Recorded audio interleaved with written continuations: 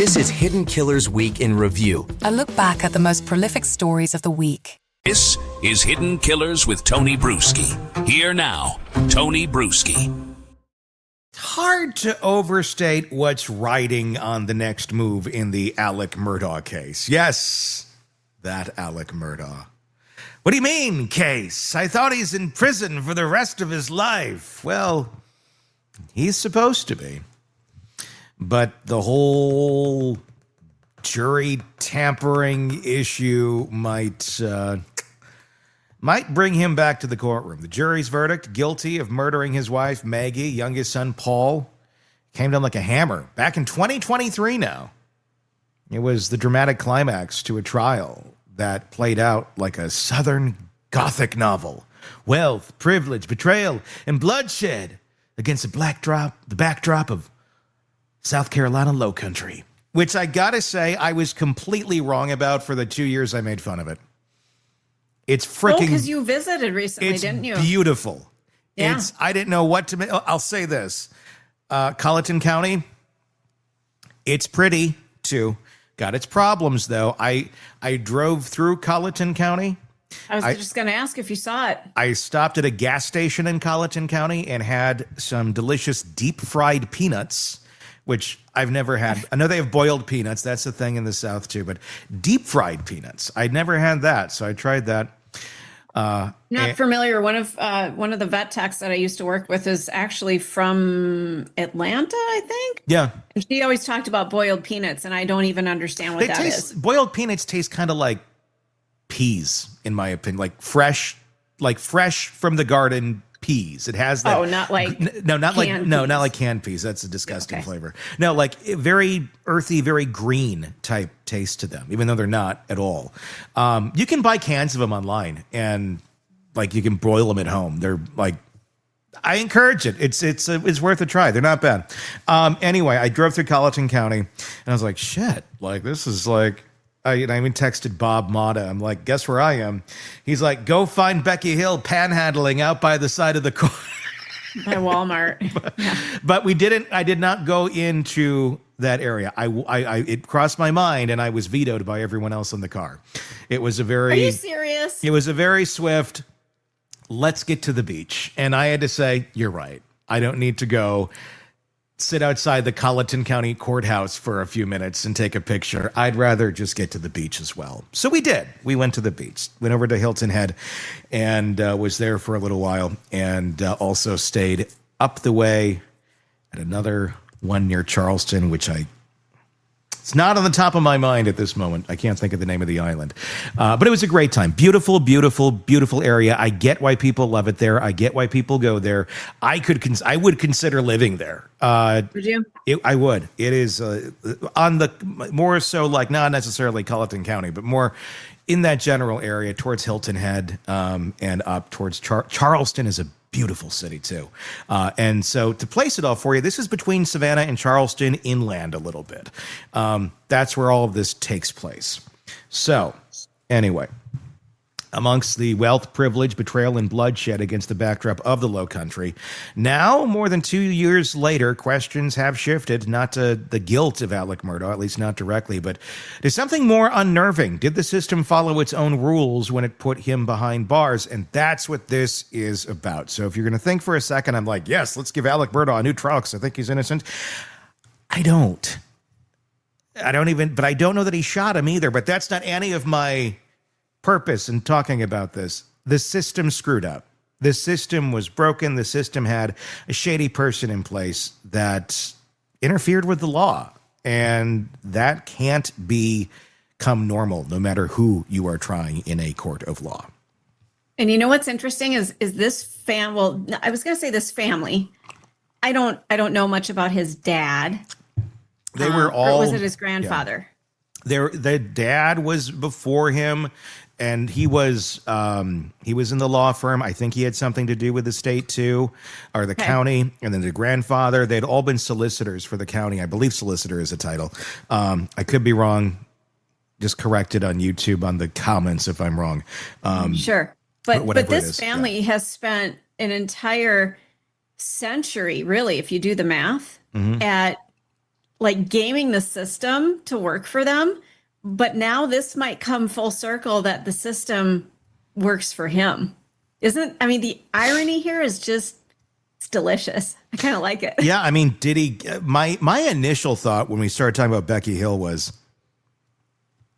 is there like an incentive for her to do this? Because at the end of the day, it probably is not going to be that crazy of a penalty. And if he's, if he offered her like millions and millions of dollars or something, if he still had it, or some way of getting it, I could see someone take, but there's no evidence of that. And I'm not accusing her of that. I'm not accusing him of that. I was just, all those things run through your mind because there's so many, little weird niceties that happen around. I don't want to say just these parts, but any part in the country where you have this sort of insidious and incestuous relationship between government and the law and certain citizens. This stuff could happen anywhere. It's not just South Carolina low country, although it does provide a pretty good backdrop for it. Yeah. In December of 2024, Murdaugh's team filed a 132-page appeal with the South Carolina Supreme Court, a document loaded with accusations that the trial was infected with unfairness. It's a fun word to use, infected. It doesn't feel legal. It feels medical to me. It does. That's why it's kind of a funny way to describe something in a legal sense. They didn't just point to one bad call by the judge or one disputed piece of evidence. They sketched a portrait of a case where, in their telling, bias seeped into the jury box, unreliable science was dressed up as fact, and damning character evidence about unrelated crimes overwhelmed the presumption of innocence. The state, led by Attorney General Alan Wilson's office, now has days to respond. While they've kept their cards close, no one doubts the approach will be surgical, dismantle, and the defense's points one by one, while insisting that even if there were minor errors, the core of the case against Murdaugh remains solid. The defense's biggest grenade is the jury tampering claim, and it's aimed squarely at a woman who was supposed to be the guardian of the courtroom. Colleton County Clerk of Court Becky Hill, best-selling author. Oh, wait, they pulled her book because it was plagiarism. It wasn't selling. It was plagiarized. Hill's role during the trial was supposed to be administrative. Keep the records, manage exhibits, coordinate jurors. But according to sworn statements from multiple jurors, she strayed beyond those duties. One said Hill warned them not to be fooled by Murdaugh's testimony. You can't say that to jurors. Others claim she made comments about evidence and the case's direction while the trial was still in progress. Hill has since fallen from grace. In May of 25, she was arrested and charged of perjury, obstruction of justice, and official misconduct. The perjury count notably ties directly back to the Murdaugh trial. Investigators allege she lied under oath to then Chief Justice Jean Toll about giving media access to sealed exhibits. What's missing from the charges? Anything directly about jury tampering. That omission has baffled defense lawyers and fueled some public speculation.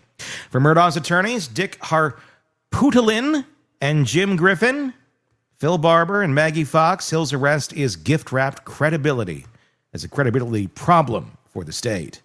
The argument is simple. If a state official communicated with jurors during the trial about the merits of the case, the law should presume prejudice. That's Remmer v. United States standard, a federal precedent that shifts the burden to the state to prove the misconduct was harmless. They say Toll used the wrong legal standard when she reviewed the tampering claims, essentially forcing them to prove not just that Hill meddled, but that the verdict would have been different without it. A nearly impossible hurdle. The state will push back hard here. We'll say South Carolina precedent, State v. Green, controls, not Remmer, that actual, not presumed prejudice must be shown. They'll highlight that only one juror testified that they were influenced, and that even that account was equivocal, expect them to paint Hill's behavior as inappropriate but not structural error. the kind of fatal flaw that demands an automatic do-over. But the appeal doesn't stop there. Another major front in the tidal wave of financial crime evidence allowed into trial. Over 6 days, the juror heard from at least 10 witnesses about Murdaugh's long history of stealing millions from clients, friends, and his own law partners. Harpudalin and Griffin say this was a smear campaign, irrelevant to whether he committed the murders, and so prejudicial that it poisoned the jury against him from the start. Prosecutors counter that it was essential to the motive. In June of 21, Murdaugh was cornered. That morning, his law firm's CFO confronted him about missing fees. Days later, a hearing in the Mallory Beach wrongful death lawsuit was set to expose his financial house of cards. State's theory was that he killed Maggie and Paul to create chaos, evoke sympathy, and buy time.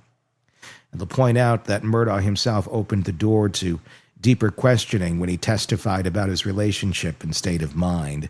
Then there's a battle over forensics. The prosecution argued that shell casings near Maggie's body bore extraction marks sufficiently similar to those from the Murdaugh family-owned .300 Blackout rifle.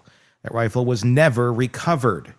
Tool mark analysis, the method used, has been criticized for its subjectivity and lack of objective standards, but courts have historically allowed it in. It was allowed in the Delphi trial. The defense also zeroed in on one unusual rebuttal witness, Charleston County Deputy Paul McMangle. To counter the defense's theory that Maggie's phone was moved by someone else after the murders, McMangle conducted his own experiment, tossing an iPhone around his office to see if it lit up like hers. Remember this? No data collection, no expertise, just a visual guess. The defense says this was wildly prejudicial. Do you remember this? In that I remember I was mowing my lawn listening to the testimony on whatever day that was, and was like, how the hell did this guy get on the stand? And he sounded like a dope too. He was, Yeah. Like, how did you do that? Well, I basically Tossed it. This is my dramatic reenactment, although I'm trying to be as undramatic as he was. But don't hurt your own phone, okay? Yeah. So, well, basically, I just looked and I tossed it. Sorry, and then what? I tossed it more times to see how it landed. What the? Nothing about that is a scientific experiment. How did this get let into the room? I mean, it sounded like a drifter off of the highway. Right. That was like, can I have some money for Cracker Barrel? I'm going to toss my phone there too. It was insane. And then came the Eddie Smith texts, the late-breaking wrinkle reported originally by Fitz News. Smith, a longtime Murdaugh associate, sent Alex a text the morning after the murders. Tell me what I heard is not true. Call me, please. The defense says they never saw these texts before trial, and if that they had, they might have leaned harder into their theory of Smith as an alternate suspect. The state insists the defense had access to all unredacted cell phone data, and that if the texts weren't seen, it was because they were removed in a privilege review process before prosecutors received them. Whether this is a misunderstanding or a Brady violation, a failure to disclose potentially exculpatory evidence could be another flashpoint for the Supreme Court. Isn't that malpractice? I could see that reading either way, if that's true. Fitz News is saying that, I believe they're saying they've confirmed it. So they're the ones that are reporting that text exists. So let's say it does. Tell me, what was it? Tell me it's not true. It was very specific in... Tell me what I heard is not true. Tell me what I heard is not true. Call me, please. Not true, ... Call me, please. I mean, if that's from Eddie, if that's from the guy, this is the suicide guy where, remember the car thing? Forgot about that for a moment. It's that guy who Murdaugh wanted to have kill him in the back in his car. Oh. Yeah. Forgot about that part of the story, didn't you? Wow. There's so many weird side parts to this whole damn thing. And if you're just learning about it now, go back in time on our podcast feed. You can start from the beginning. We have the trial of Alec Murdaugh, big red graphic. You can find it wherever you get podcasts, and start at the beginning. There's thousands of episodes. It's a giant blooming onion here, isn't it? Just like every layer is another huge morsel. Yeah. Wow. Filled with I forgot about that. Filled with Alec Murdaugh's special sauce. Don't. What? You're trying to get me to eat more. No, it's just a sauce he whipped up in his kitchen. It's mayonnaise and a little sriracha and a little Alec.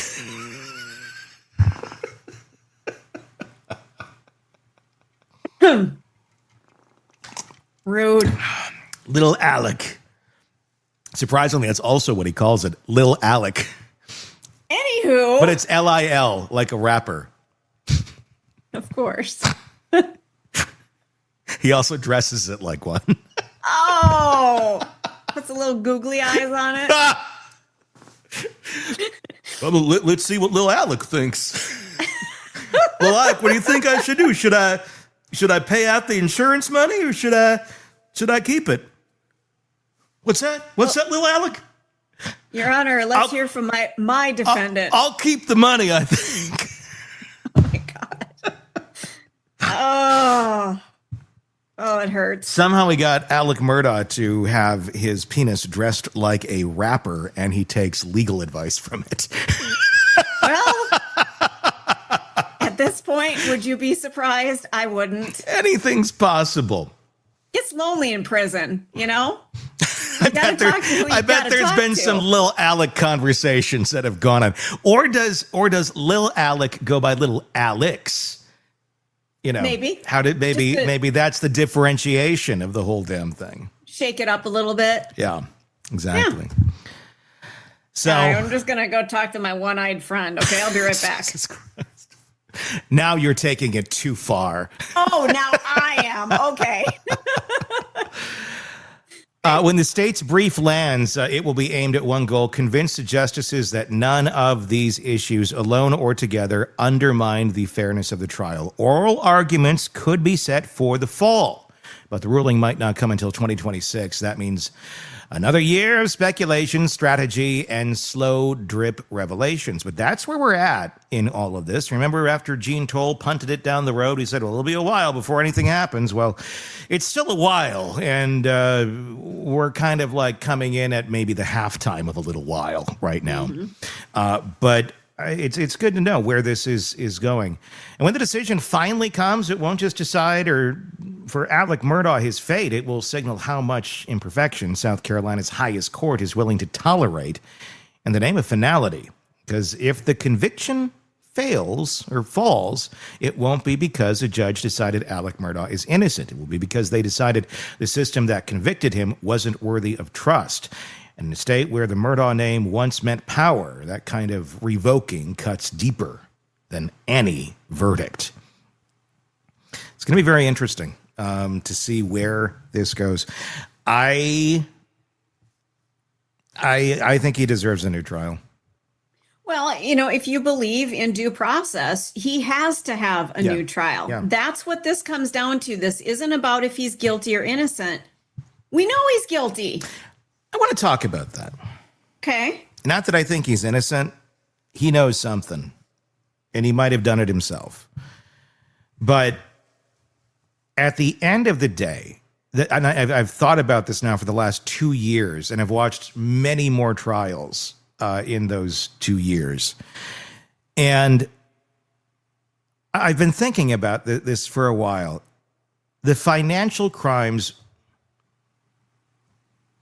if they weren't part of the trial, if they hadn't been let in, okay, and it was strictly based on the evidence of that night, I don't know that he would have been convicted. But I also don't know that he would have changed his story at the last second either, because that was another, if he would have just kept with it and not testified, I don't think he would have been convicted if the financial things were not in there. I just don't know that there was enough to show that. There wasn't, the evidence just wasn't strong enough, but it was all of that financial component that really just made it look. I mean, shows he's capable of lying about basically anything. And deceit. And deceit. So, I mean, that's what sold it. I mean, so do I think he did it? Yeah. I mean, he had something to do with those deaths. Whether... it probably is ultimately just him. Do I wonder if, there was something else going on and this was punishment for that, kill his family. And if you say anything more about it, we're going to kill your brother. We're going to kill everybody else in your family too. Could that be it? I don't think he'd be continuing to appeal this shit if that were the case. Because you'd be risking that stuff coming out if you were like, okay, I'm going to take this and you're not going to kill my family. Nor do I think Alec Murdaugh thought enough about other human beings to do anything for them that would pull him into prison for the rest of his life. I mean, think about what he was doing to people. Yes, it's just money, but he was changing people's lives for the worst. Yeah. He was devastating people, and he slept really well at night, knowing didn't matter. What mattered, what was happening for him. What was he going to get out of it? He just happened to get caught. And I don't know that Alec Murdaugh is powerful enough to have anyone that he could pay to come do this hit. However, he probably thought he was.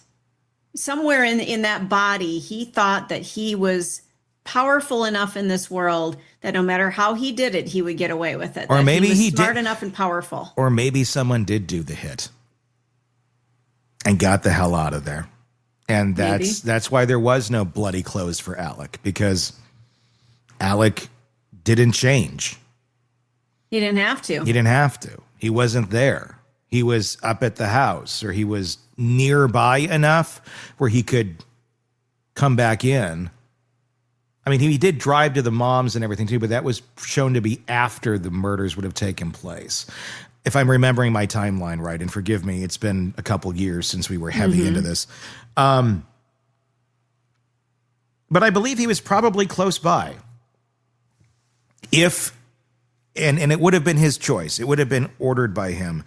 I don't know if this is familicide, which it kind of really feels like it is, where he just, I think his ego wasn't going to be able to take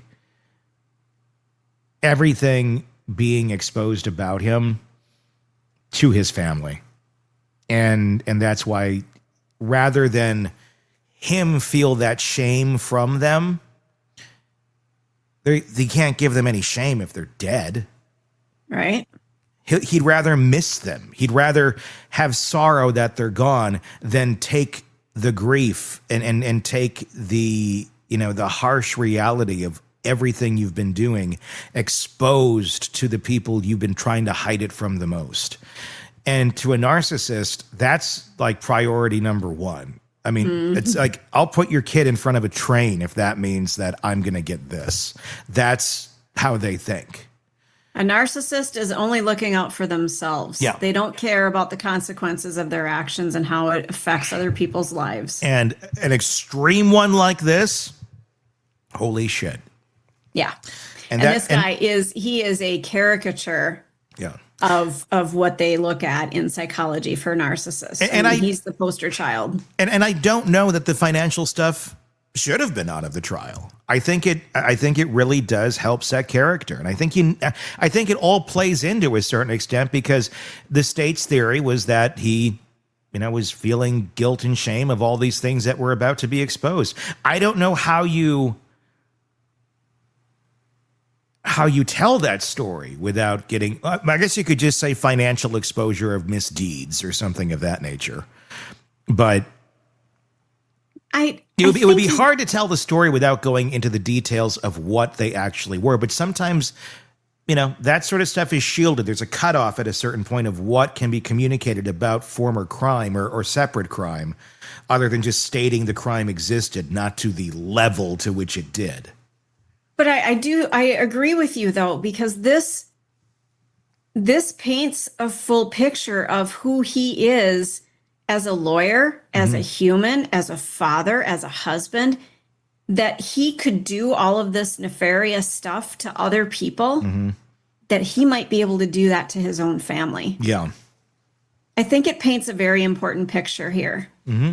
It seems irrelevant to the crime, but the pieces of the puzzle start fitting once you see that financial piece, that he could devastate other people's lives without a fucking care in the world. And that's what I think put them over the edge. Yeah.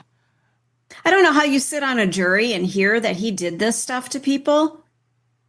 And again, they have to take the crime into consideration. Ultimately, did he pull the trigger? It showed he was mentally capable of it. Correct. And that's what it showed. He could compartmentalize thought processes about people, and that people are humans and deserve dignity and respect. In my layman's eyes, that's just as important as showing, okay, well, this piece of evidence connects to this piece of evidence. Physical pieces of evidence. We're talking about a mental component of this.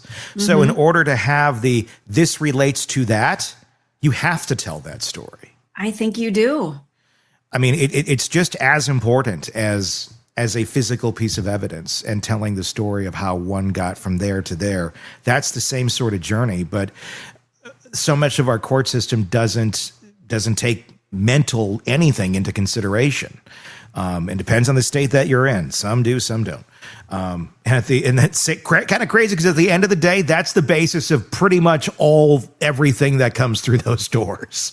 Something mentally went wrong with someone made a bad choice, there was an accident, whatever it may be. It's the basis of damn near everything that their jobs are based on. I mean, same with policing. And I'm not criticizing police. I'm just saying it's idiotic how we train them. It should be more than half about mental health, about what you're going to be dealing with, because that's what they deal with. And they're not trained at all unless they get the training themselves. I mean, some areas have good training on it, or okay, but my God, you're interacting with people who have personality disorders and are mentally ill more than someone working in the field, in an actual hospital setting. Yeah. And they're and in the wild as well. So there's not the safeguards that would be there in a hospital type setting. Correct. And you have no training in it. That is insane. That is not, the officers deserve better so they can be more equipped, because it's mental. That's the fucking most of the job. Let's train them in the parts that matter most. What do you think, kids? Anyway, the obvious. But and again, not a crit. They need this. They deserve it.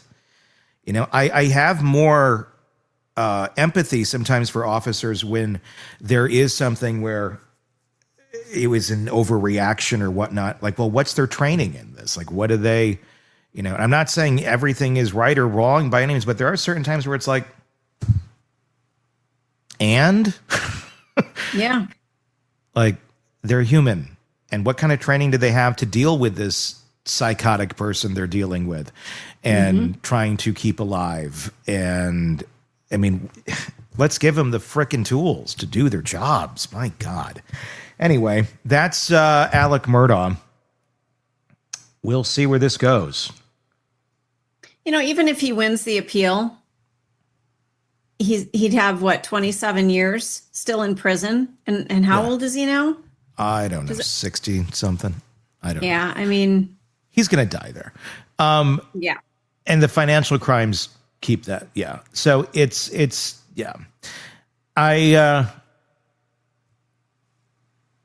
I guess it's more about it's a dangerous precedent, and you take Murdaugh out of the equation. It's a dangerous precedent to put the Supreme Court to say that he doesn't deserve a new trial on this, because that says, okay, a clerk of court can directly tamper with a jury, and they can express their opinion to a jury, and that if another one happens like this and it goes back to the Supreme Court, well, they can cite case law from the Supreme Court. This is what they decided. That's not a precedent you want. No. Because it's a big no. This shouldn't have happened. And it's a damn shame it happened on this case.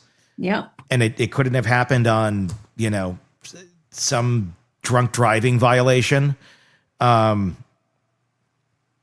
this is going to cost them for that those loose lips there.